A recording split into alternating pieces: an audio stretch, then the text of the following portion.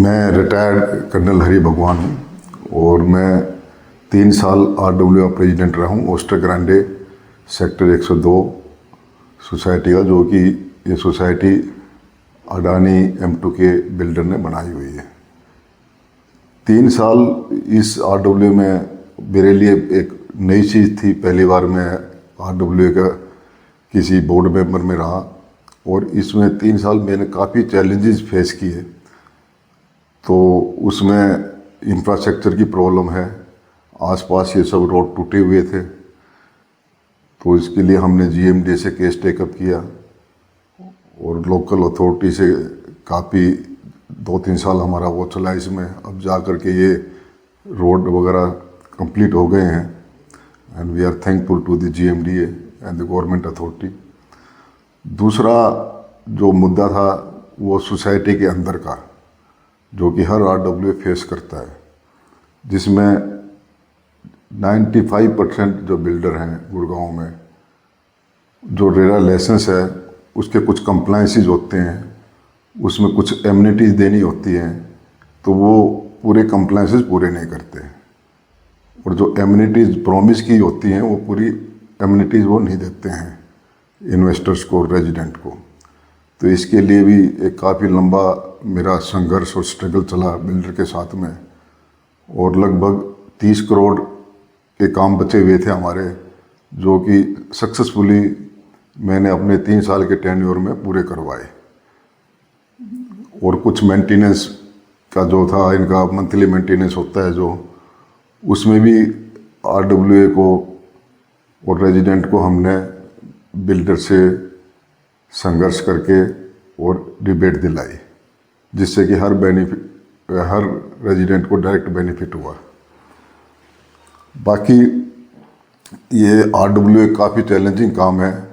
इसमें आप एक तरफ बिल्डर है, दूसरी तरफ गवर्नमेंट अथॉरिटीज़ हैं और तीसरी तरफ लोकल पॉलिटिशियंस हैं।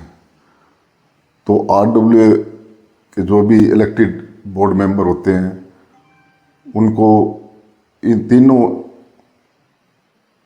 अथॉरिटीज से, जिसमें बिल्डर हो गया, आपका लोकल पॉलिटिकल इंटरेस्ट होता लोगों उनसे, और गवर्नमेंट अथॉरिटी से काफ़ी स्ट्रगल और रनिंग अराउंड करनी पड़ती है।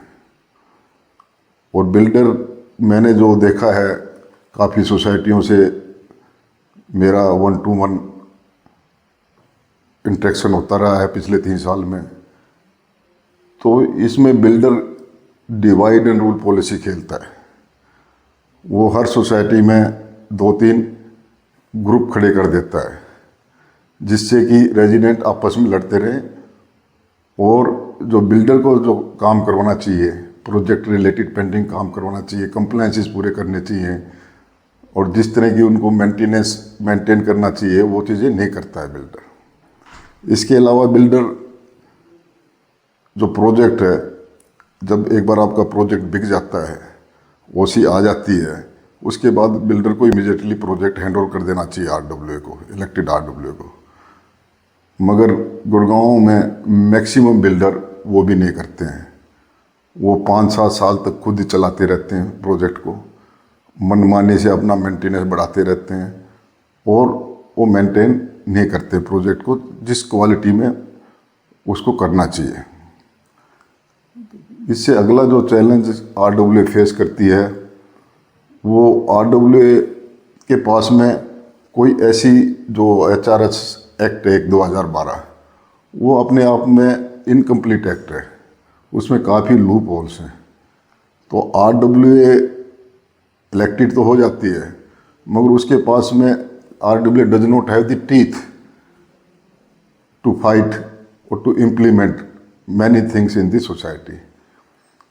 और जो क्वेसी कोर्ट होते हैं, जो डिस्ट्रिक्ट रजिस्ट्रार हो गया, जैसे आपका स्टेट रजिस्ट्रार होगा, रजिस्ट्रार जनरल हो गया, वो क्या है, आप कोई भी पिटीशन डालते हो, कंप्लेंट डालते हो, तो वो हेयरिंग पे हेयरिंग रखते रहते हैं, फिर उन हेयरिंग को एडजॉर्न करते रहते हैं।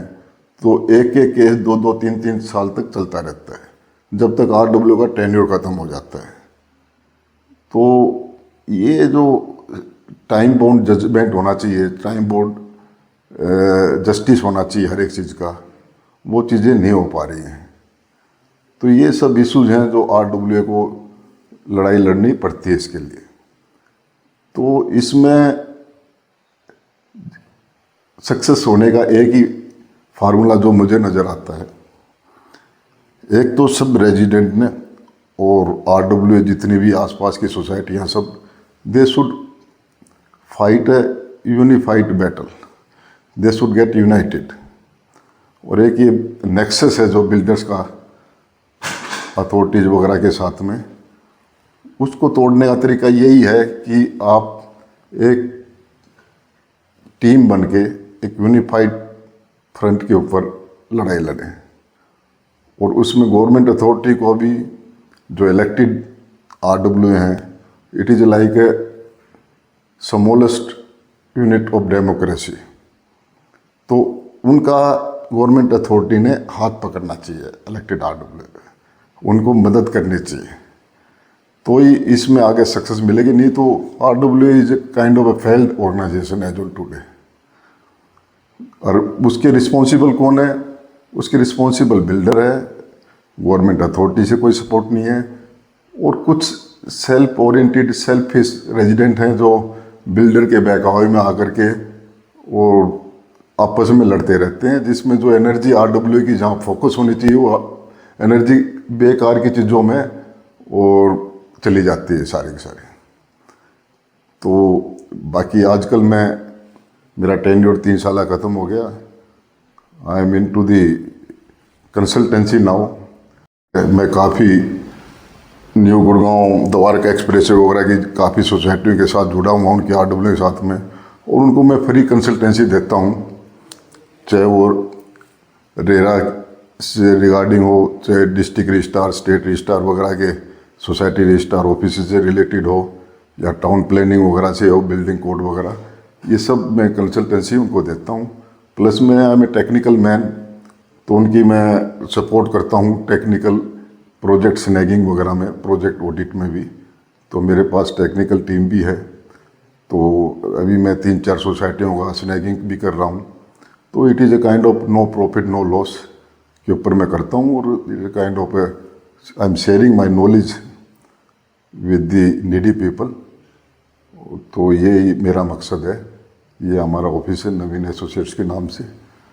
तो इसमें हमारा भी मेरा मकसद यही है कि मैं जितना जो चैलेंजेस मैंने फेस किए उनके थ्रू जा कर के जो नॉलेज मैंने शेयर की, जो मैंने पाई, उसको मैं शेयर करना चाहता हूँ लोगों के साथ में, विदाउट एनी फाइनेंशियल बेनिफिट्स। तो मैं यही कहूँगा, be united and keep fighting with the nexus which has been created by the builder or few local authorities officials.